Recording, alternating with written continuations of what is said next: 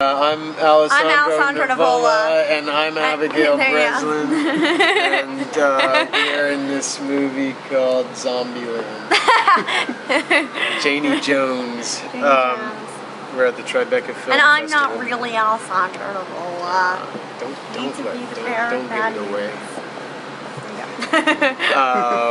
What's the movie about? It is about a girl named Janie who meets her father, Ethan Brand. It's actually about a guy named Ethan Brand who meets his daughter, Janie. Well, it's his version of the movie. No, and they meet each other for the first time when Janie is 13, and he's sort of a burnt-out rocker. But I'm a real nice guy, right? But he's nice. Nice yeah, enough. he's a kind of indie rock singer in a band that has had a fair amount of success, but it's kind of on the wane now. And he's a pretty unpleasant guy. He drinks a lot and is a total narcissist and not really responsible to anybody except himself. And then suddenly he's put in the position of having to be responsible for someone other than himself, and it's not something that comes naturally to him or that he's very comfortable with. That is actually something I was going to ask you. Did you ever worry about the character being so unlikable in the beginning of the film? Did you worry it would lose audiences like that? Yeah, I mean, it was on my mind a lot. The temptation is always to try and curry favor with the audience, and even if the script doesn't offer up something in the first, third or half of the movie, to try and give the audience some indication that you're not a bad guy. And I tried to resist that with the hopes that as I dug my way out of the hole I'd made for myself towards the end of the film, that the relationship that developed between the two of us would be enough. I think that, that was the one challenge, and then the other challenge was not to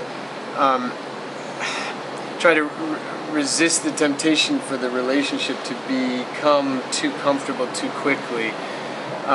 Because as soon as the band leaves and everything, there's only the two of us, and every scene almost wants to give you the chance to have some kind of sweet moment that shows that. So we were just horribly mean to each other off. So we just screen. Abused each other for 2/3 of the film, and then finally left each other alone. Yeah. That was our prep. We're method. I'm very method. So after you started getting along then, did you have a lot of jam sessions off screen, behind the scenes when you were just waiting for the setups? I actually started just playing guitar recently. So I didn't do a lot of the guitar. I knew one song. The one song that I actually had to play on the guitar in the movie was I knew that song, so that was terribly nerve-wracking, but I just learned how to play guitar recently, a few months ago.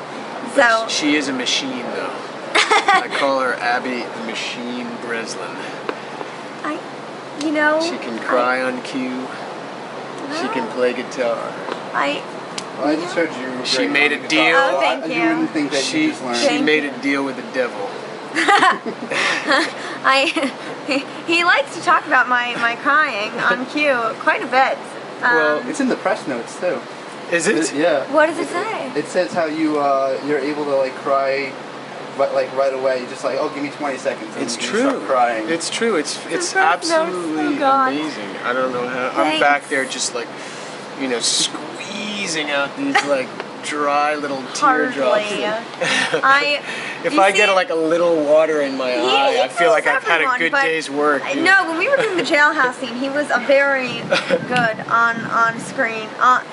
Quick, very quick. I can cry very easily off screen. Really?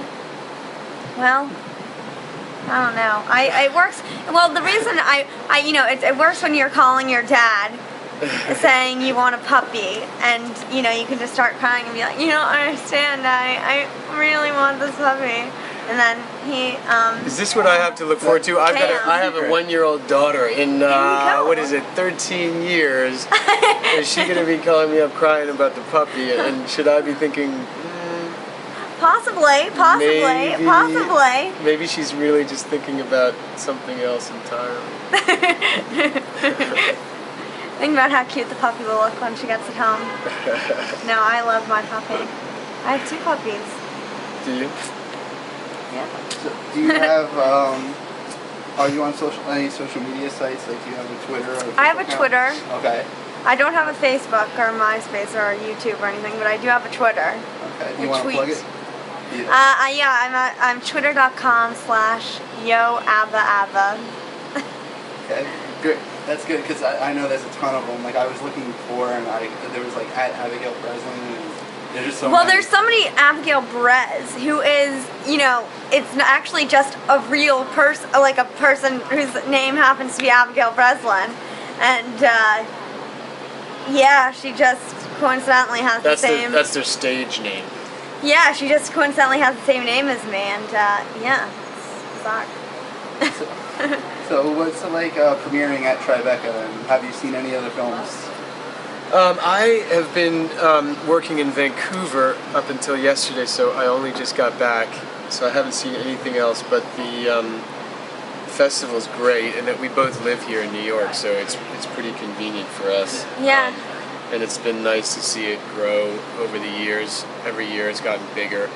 And our film is actually being distributed by Tribeca Film, which is, the distribution side of run by the same people who run the festival. So that's been a kind of recent venture for them. And so, it's exciting.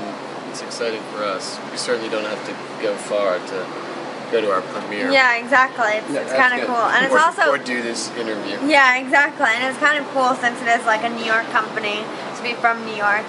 It's kind of cool to get to be a part of it. So, what do you hope audiences will take away after seeing JANIE Jones? Well, I mean, I think that it's just a really good story. I think it's basically just, it's kind of a sad movie at some parts, but I think that there are moments that are pretty funny too. So, I think for me, I came away with it and I was inspired to do music. I have a band actually. And so that movie sort of inspired me to do that, but I think that everybody will take away something different from it. I mean, the story, it's a fairly familiar story, really, in a lot of ways. It's not, there aren't sort of wild story moments that come out of nowhere and surprise you. It's the value in the film, I think, is just moment to moment, the way that it's been played and directed, and we always tried to be as real as possible and try not to milk sentimentality, and if you can be real, there's always little surprises within that. But I guess you'll have to enjoy watching the two of us for quite a long time if you're gonna like the movie. Yeah. Because we spend a lot of time together in a car. Yeah, in a car in Des Moines, Iowa. It's that fun. Well, what was it like filming? Like, what was your favorite part of the production? I liked the fact that I was very close to the Jordan Creek Mall in Des Moines. I'm giving Jordan Creek Mall a huge plug. People are going to be flocking. She was there at 9 a.m. banging on the glass doors. Till begging 10 to be o'clock let in. closing. No, I really liked the whole music aspect because it was something really different for me that I'd never done before. So it was kind of fun to get to do it, and it was fun. Yeah, I guess the music in the film was surprisingly good. I mean, the songs were surprisingly good. I thought when I was sent the songs, it was one of the things that made me want to be in the film, because I knew that they would play a central role in the way that the story was told. And Eve Barsley and Gemma Hayes. It's very hard to write music for films because you're having to write songs that fit into some kind of story, that are not necessarily based on your own personal experience and all that kind of thing. And so it's not often, unless it's a movie that is about like Etta James or something where you're using classic great songs, to have original new songs written for a movie in the volume that was that this one had. And even though we had to record them at short notice with a kind of pretty lo-fi setup, that was the way we started the whole process off, and it was kind of what got us into the world of the movie. And it's a lot of the way that our characters get to know one another is through music, and it spares us having to kind of ask each other awkward questions about everything that's happened up until now in our respective lives, and we can just be together and play together. Yeah. Thank you. And I just want to ask really quick, any news about Zombieland 2? No, I wish I had something to tell you, but no, I'm not really sure what's going on with it, but yeah, I just talked to Ruben Fleischer, the director, today, but no, not about that or anything. I don't know what's going on, but if they ever do a second one, I'd love to do it. Okay, thank you. Thank you.